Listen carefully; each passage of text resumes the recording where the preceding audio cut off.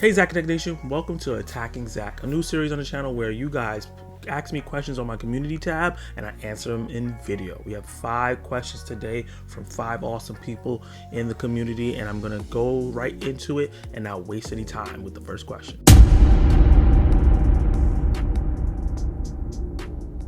The first question is from Mio9131, and they ask, do I like anime, and what is my favorite animes that I watched growing up? Yes, I do love anime. Some of the modern animes that I've watched recently, I haven't watched as much as I used to when I was younger, but the modern ones I watch now is My Hero Academia, Attack on Titan, are the 2, and Demon Slayer are the 3 that I've been keeping up with.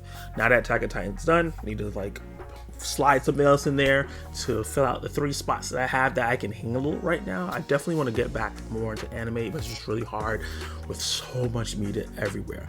But when I was growing up, when I was really young, I used to watch Dragon Ball all the time. And before Dragon Ball got on Toonami, before it got on WB11 and Fox 5, I used to go to my godbrother's house and he would have the VHSs or DVDs, maybe. I don't think it was VHS. It might have been, yeah, because I have a Dragon Ball VHS. And it used to have GT and the Dragon Ball movies. So that's my first experience with the Dragon Ball franchise, is Dragon Ball GT and the Dragon Ball Z movies. That's what we used to watch, and we used to watch this obsessively. And then Dragon Ball Z aired on Fox. I would watch it. It would come on sporadically, and then it would it got on WB, and then eventually it got on Toonami, where I got to watch the series from beginning to end. And then Dragon Ball came out in America, and I got to see that from beginning to end.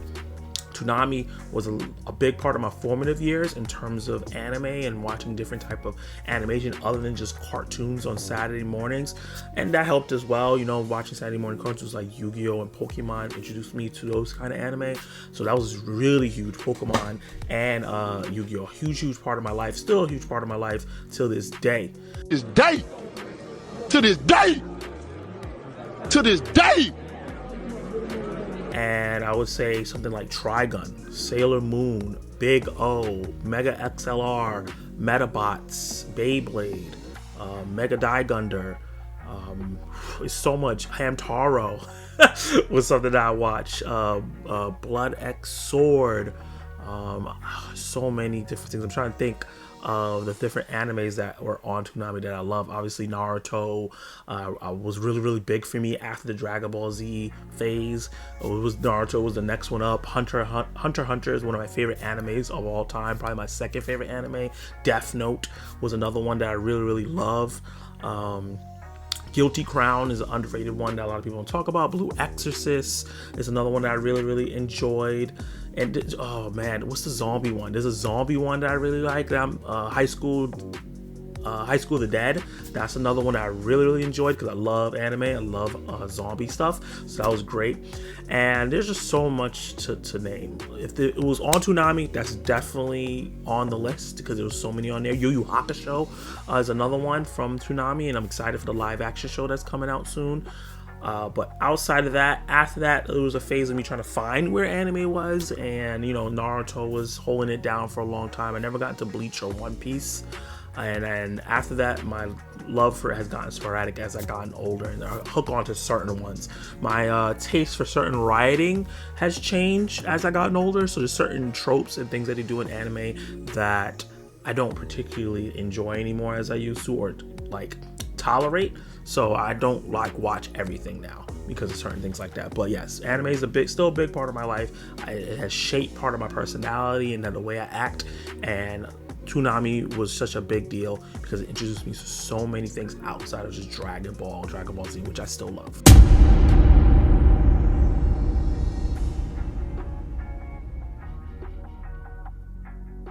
Next question comes from MegaMansCannon. Really love that name. He asks, what cartoon or video game character needs their own movie franchise, and why is it Mega Man?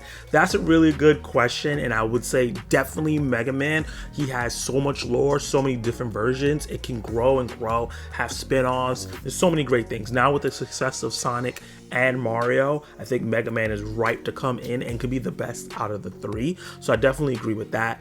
Personally, I would love to see a Horizon Zero Dawn film. That's my favorite video game of all time. I love Aloy. I would love them to bring that world to life and introduce introduce all that awesomeness, fighting dinosaurs, robot dinosaurs, and all the how complicated lore and the beautiful characters and the beautiful world. If they can get the correct budget, the correct director, and a really great cast, that movie could really do wonders.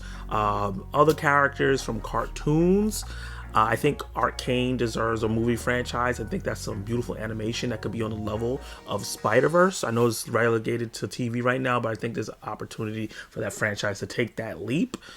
There's so many different things in video games. There's so many video games that could deserve a movie. I think Alan Wake is another one that I think is very story heavy that can like get a video game. Days Gone, another really great, maybe like Walking Dead, but with movie production. Gargoyles, the old school cartoons, definitely should get I think a animated, really high class animated movie. I think that story will be a great adult animated film, and it already has nostalgic things attached to it. I know Jordan Peele has been wanting to make that film, so that would be pretty dope. Those are some of the ones that I could think off the top of my head. I would love to see a God of War film. I think that God of War story is not so meaty that it would need a show, even though I think they are doing a show on Amazon Prime. I think they could pull it off in a movie, and I would love to see a God of War movie. I think that could be really, really epic, especially with the correct director behind it, and make sure they bring in the creative God of War in on it, so it's done right.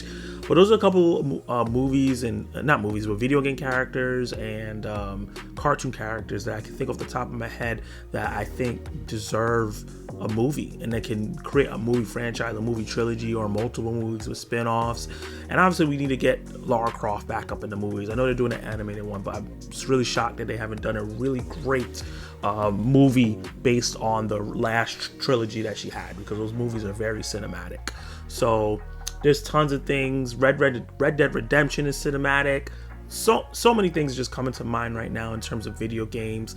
And then the cartoon characters, obviously I said a couple of them already. I think some anime could also translate over right if they do it right, but those are a couple that I can answer right now. But Mega Man is the number one. I think that you're totally right. I think Mega Man could be a fantastic animated movie. Legend of Zelda they're doing, and I think that was number one. I didn't really want that live action, but Legend of Zelda is prime. A bunch of Nintendo stuff. We need to just get a bunch of Nintendo video game characters. Star Fox, have it like a Star Wars, Star Trek level kind of animated film, diving deep into the lore and the characters, make it serious but funny and goofy, just like how Star Wars tone is. Kirby would be great. There's so many opportunities for Nintendo to make these fantastic movies like Mario, or even better than Mario, that could really hook people. So yeah, that's my answer.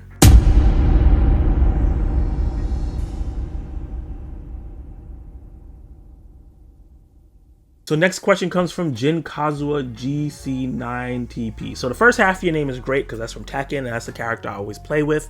But he asks, what post-Infinity Saga MCU movie would you want to redo for, and what would the new story be? Woo! That is really, really interesting. The first thing that came on top of my head was Spider-Man No Way Home. I know that movie was done very, very successfully, and it gave us all three Spider-Man together, and that was wonderful. But I do think the story is the weakest part of the film, unfortunately, and I think that they could have done a better film overall in terms of story and filmmaking. I know that the pandemic really hurt that film a lot in terms of that, so that's why I would want to redo it, because I think it would have been a cool idea for Peter Parker, Tom Holland's Peter Parker, to go through the multiverse and go into the Sam Raimi and I forgot the director of the Amazing Spider, but the Amazing Spider-Man universe directly and interact with those characters there, and then bring it back into the MCU and kind of do more things like that. And we get to see more cameos from the characters from those, and be like a really big celebration, just not about those Spider-Man, but the worlds they inhabited, because a lot of those characters really supported Tobey and Andrew. Villains could have been utilized better, and I think that would have been cool. And also the whole Doctor Strange connection didn't really make sense with the way Strange character was before that, for him to make a mistake like that. So I would like a little bit more of a deeper, complicated story with Spider-Man No Way Home. But since that movie was so successful, and I still enjoy it when I watch it, I think the number one film post MCU that I think needs a redo, or should have got a redo, is Black Widow. I think Black Widow had the opportunity to be a Winter Soldier level kind of film, a Civil War level kind of film. This grounded movie with some spy espionage that felt really great. They had all the ingredients with having Florence Pugh there and having a Winter Soldier kind of villain, but I think that they try to make Black Widow as is kind of like a Diet Coke version of Captain America Winter Soldier, and that's not what I wanted. When for years I said Black Widow needed a Winter Soldier movie, I didn't want them to do like a copy and paste, but don't pace it well. I think that they could have did a great job of really focusing on her being a spy, because the Winter Soldier was more of a war, like it's a spy movie, but it's a spy movie in terms of like a Mission Impossible spy movie. But I was talking about like a real like Splinter Cell, and that's another video game character that should get a movie, but a Splinter Cell kind of thing, like her actually being a spy, and like what she was doing when they introduced her in Avengers, more stuff like that, where they tie it into the Red Room and tie it to the characters, and then really actually make Taskmaster a character like how he's in the comics, the person that can imitate everybody's fighting and talks a bunch of crap while he does it. Taskmaster's not a character that just silent, and I don't mind Taskmaster being changed, the gender change. I don't really mind that, but find a female actress that can pull that off. So Black Widow is my number one thing. I wish they could have just explored her past, how it connects to her present, and how it affects the future, and tie that all together while introducing the family aspects. I would keep all the characters that they had there, just maybe replace certain actors and have a grander story that felt like it could be on comparable with Captain America Winter Soldier, because I feel like that character Black Widow deserved that, and I think Scarlett Johansson, after so many years, deserved that kind of send-off. So yeah, my runner-up is No Way Home, but I think Black Widow is my number one choice for a redo for story for that character. There's so many comic book stories that are great of her infiltrating places and things like that they could have ripped and took from, and they just didn't choose any of them. And if they couldn't do that, I would have loved a buddy cop film of Black Widow and Hawkeye together, especially since Hawkeye never got a movie. Just put them together and show us that story that they kept talking about. They ended up ruining, I forgot where was the place? I forgot the place that they kept talking about, that they was like, you remember that place? And they kind of ruined it with the Black Widow by making it sour. So I think that Black Widow definitely deserved better.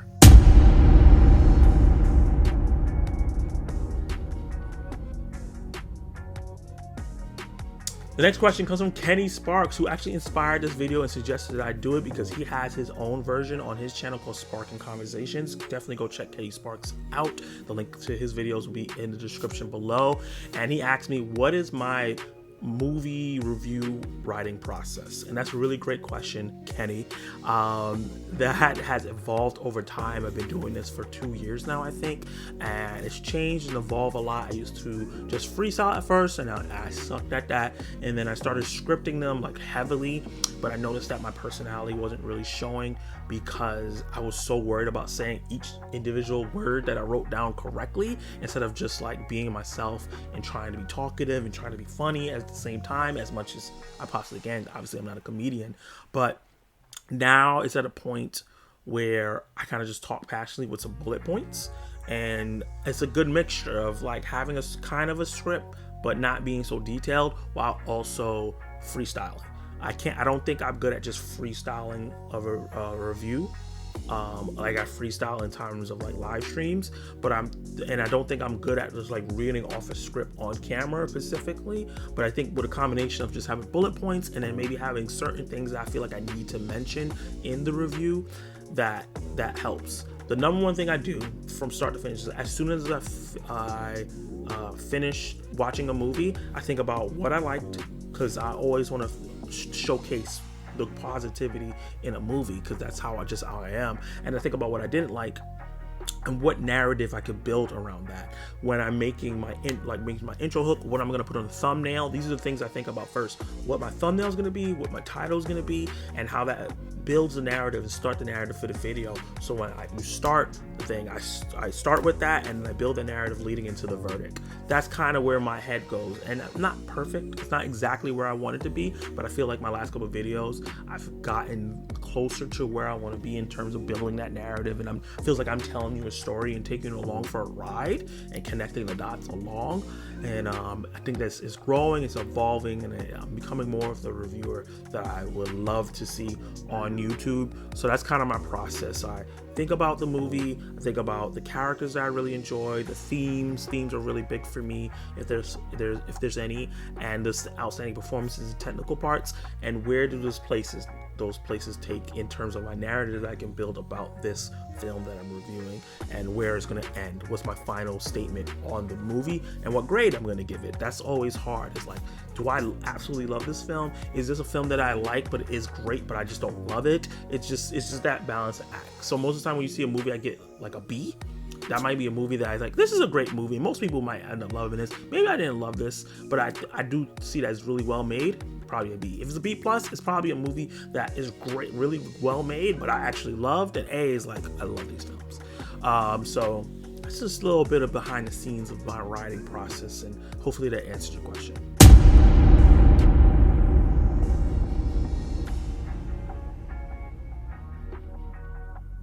And if you saw the title of this video, I know that you were waiting for this question. It's the finale. It's the final question of out of the 5. And this comes from Cosmic Broadcast, Daddy Cosmic Broadcast. Go subscribe to him. He's super awesome. But he asked me, in your opinion, what is the most overrated comic book movie of all time?